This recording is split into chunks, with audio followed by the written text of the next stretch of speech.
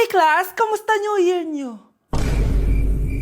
Aba, ba't wala pumasok? Oh, tama naman, January 5. Ma'am, present! Oh, Scarlett, pati ko lang pumasok, ha? Nasaan mga kaklase mo? Ayun, ma'am, lahat sila nasa birthday ni Kay. Ha? Nag-usap-usap silang lahat sa GC na hindi sila papasok ngayong January 5 kasi nga, birthday ni Kay. Sino ba yung Kay na yan, ha? Ewan ko din, ma'am. Invited nga daw ako pero hindi ako pumunta kasi hindi ko naman siya kilala. Humanda silang lahat sa akin bukas. Ikaw, perfect ka na sa akin sa quiz at assignment. Yes! Buti na lang, hindi ako pumunta sa birthday nung Kay na yun. Hello, class? Ay, good morning, ma'am. Walang good sa morning!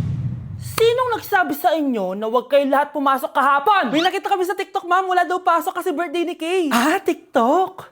Mas naniniwala kayo doon kesa sa akin? Nag-announce ba ako? Lahat kayo, ia-absent ko at ibabagsak ko sa quiz. Si Scarlett lang ang may grade dahil siya lang ang nandito kahapon. Ayan, buti nga sa inyo. Ano, nag-enjoy ba kayo sa birthday ni Kay? Birthday ni Kay! Birthday ni Kay! Eh di happy birthday! Sino ba kasi yung Kay na yan, ha? Ako, si Kay.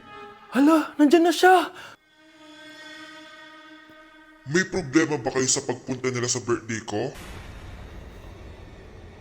Dahil hindi kayo pumunta sa birthday ko, mamalasin kayo ngayong 2026. Ha? Sa akin dapat yung 2026 eh! Hindi! Hindi! Hindi! Guys, January 4 na. Ibig sabihin, birthday na ni Kay bukas. Alam naman natin na walang pasok bukas kasi national holiday yun. Lahat tayo pupunta sa birthday ni Kay. Etong kapatid ko guys, hindi siya papasok bukas kasi... Pupunta ako sa birthday ni Kay. At dahil bukas na yung birthday niya, bibili ako ng regalo para sa kanya. Magluluto din pala ako ng handa para sa kanya kasi potluck daw bukas.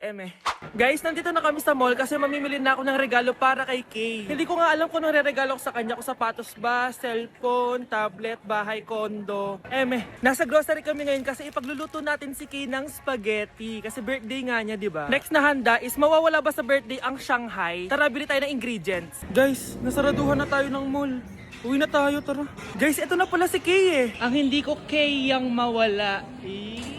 Charan! So, ito yung mga regalo ko para kay Kay. So, unahin natin dito. Ano kayang laman neto? So, binilang ko siya ng deodorant. Kailangan ko bang explain ko para saan to? Next naman natin ito, guys. So, guys, binilang ko siya ng shoes. Sabi niya kasi favorite color niya yung blue, kaya binilang ko siya ng pink. At ito na, guys. Naubos pera ko dito. Kita niyo naman yung logo na yun, no? May kagat yung mansanas, oh. Ano kaya laman neto? iPad? iPhone? Ayun! De, joke lang guys, seryoso na talaga. Ito na talaga. In 3, 2, 1. Wow! Ayun no! Sorry Kay, ako muna mag-unbox nitong iPhone mo ah. Kay, kung nanonood ka man, sobrang magagamit mo to, promise. 3, 2, 1. Magagamit mo to sa kusina nyo. Oh, magugas ka dun. Guys, eto na. Magluluto na ako ng spaghetti at ng hangshai para kay Kay. Grabe ka, Kay. Most awaited talaga birthday mo. Sariling birthday ko ka. Hindi ko kaya paglutuan sarili ko. Nawasa? Oh, well. Lagyan natin ng asin. Ilagay na natin. Ginagawa na ni Honey Bunch yung sauce, guys. Tikman natin, guys, yung ginawa naming sauce. Pangit lasa. Next, nalulutuin natin itong hangshai.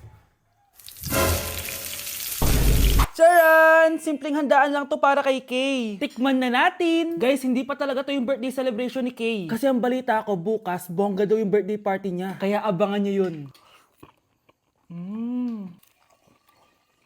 Sarap! Happy birthday, Kay! Congrats sa'yo dahil ikaw ang pinakaunang meme sa 2026. At salamat dahil sa'yo na-extend na bakasyon namin. Yun lang, hindi na namin to papabayan dahil di mo rin naman to mapapanood. Kasi hindi ka naman totoo.